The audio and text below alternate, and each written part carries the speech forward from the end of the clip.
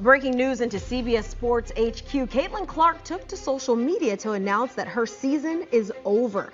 Clark hasn't played since July 15th after suffering a groin injury. She was limited to just 13 games this season. The Fever are 13-15 without her this year and just a game and a half ahead of the Sparks for that final playoff spot. 13 games out of 44. That's all we got of Caitlin Clark in 2025. By the time you finish watching this video, you'll understand how the WNBA's biggest star went from championship expectations to posting heartbreaking goodbye photos in black and white.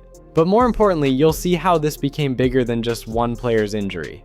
It exposed communication breakdowns, organizational failures, and the impossible pressure placed on athletes who carry entire leagues on their shoulders. On the surface, this looks simple. Star player gets hurt, misses season, fans disappointed, but dig deeper and you'll find a story about international fans losing thousands of dollars on tickets, coaches making statements that don't match reality, and a franchise signing 17 different players just to field a team. This isn't just about basketball, it's about what happens when the person everyone relies on suddenly can't deliver and nobody knows how to handle the fallout. Hit subscribe because what happened to Caitlin Clark in the Indiana Fever this season reveals problems that go way beyond sports. And the lessons here affect how we think about transparency, pressure, and handling disappointment in any high-stakes situation. Let me walk you through just how tough this season became for the Indiana Fever. This wasn't your typical injury-heavy year. It was something else entirely.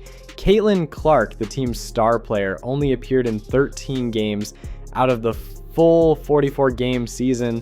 Sophie Cunningham was done for the year. Lexi McDonald couldn't continue.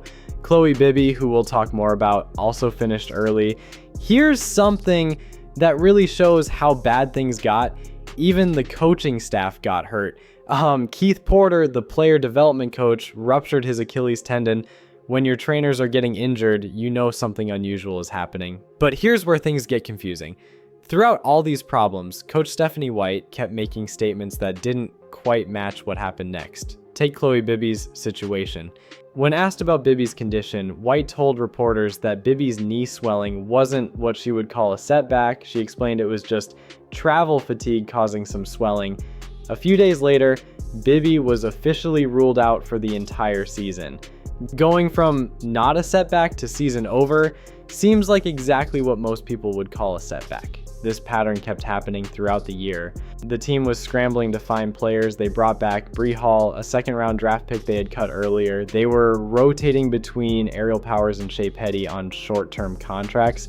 At one point, they had signed about 17 different players just to keep a full roster. Think about that. In a league where team chemistry matters, the Fever basically rebuilt their bench through emergency signings. They had 4 players on hardship contracts at the same time. That's not normal team building, that's trying to survive week to week. Meanwhile, Caitlin Clark's situation kept getting more complicated. She hurt her quad, then had groin problems, then hurt the other groin, and finally suffered an ankle bone bruise that set back her whole recovery. But the team's communication about each injury made fans feel like they weren't getting the full story. When news about the ankle injury leaked, the Fever released a confusing statement claiming there was no way to know if the timeline was delayed because there is no timeline.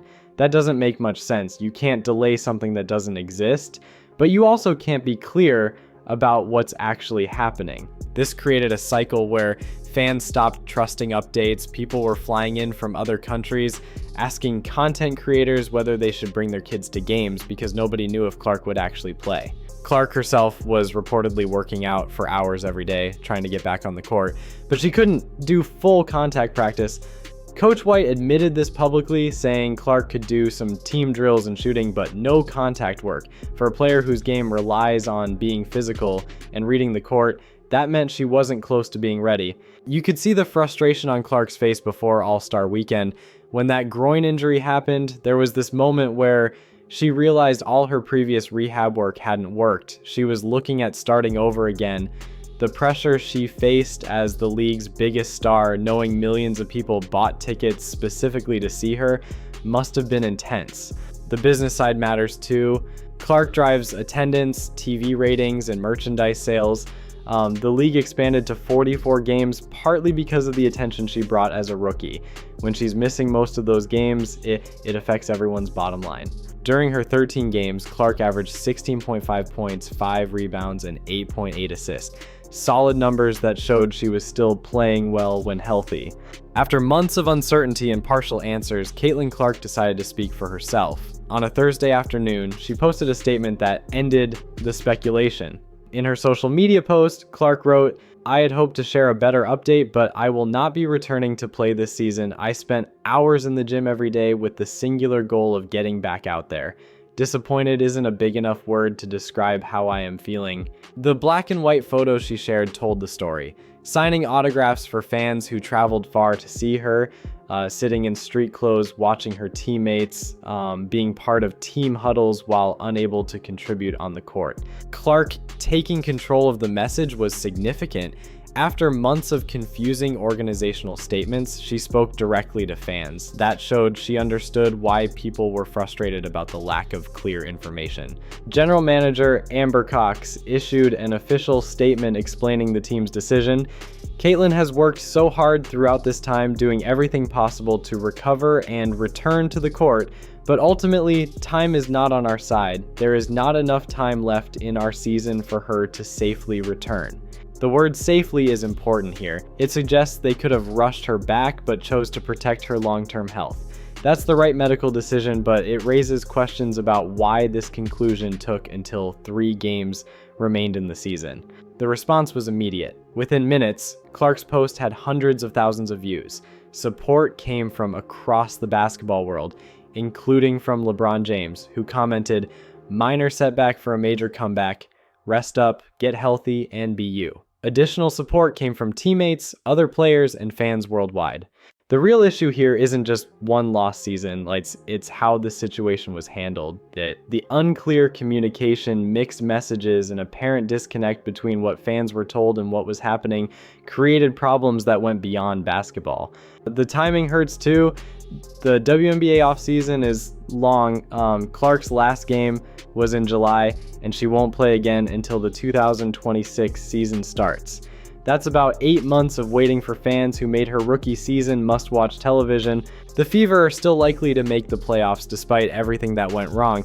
Players like Aaliyah Boston, Lexi Hull, and Kelsey Mitchell kept the team competitive through challenges that would have broken most teams. But their playoff chances without their best player are limited.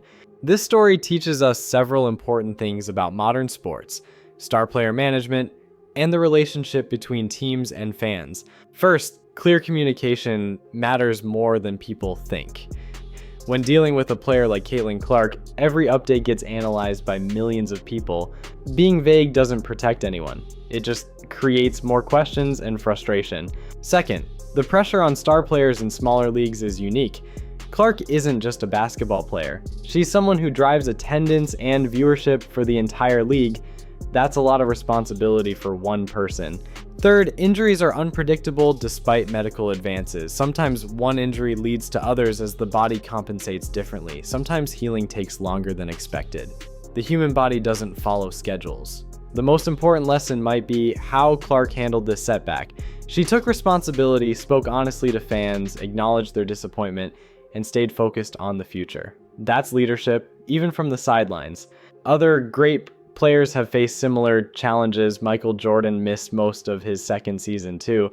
Sometimes timing doesn't work out, but how athletes respond to setbacks often defines their careers. The Fever will continue their playoff push without their star, and they'll compete hard because that's what this group has done all year. But the bigger story is about lessons learned for teams, leagues, and fans about handling difficult situations with honesty and transparency.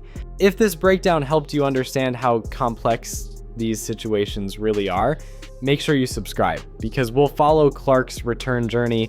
Leave a comment about whether you think the Fever handled this well or if there was a better approach. Sometimes the toughest seasons teach us the most about perseverance. This might have been Clark's most difficult year, but it could also set the foundation for something special when she comes back healthy. Looking ahead, this season raises important questions about the WNBA's future. The league is currently in CBA negotiations with discussions about potential changes to injury protocols, season length, and player workload management. Clark's situation might influence how teams approach star player health in a league where individual stars have outsized impact on attendance and revenue. The long offseason, nearly 8 months between Clark's last game and the 2026 season start, also highlights challenges unique to women's basketball. While other leagues have shorter breaks, WNBA players often face extended periods away from game-level competition. This extended time off, while allowing for complete healing, can also make the return to high-intensity play more jarring on the body. There's also the broader question of how the league handles communication around star players. Clark's situation showed that fans expect more transparency than organizations have traditionally provided. In an era where social media amplifies every update and non-update, teams may need to reconsider how they balance medical privacy with fan expectations. The ripple effects of this season will likely influence how other teams manage their own stars, how the league approaches scheduling around marquee players, and how medical staffs prepare conditioning programs to prevent the kind of cascading injuries Clark experienced.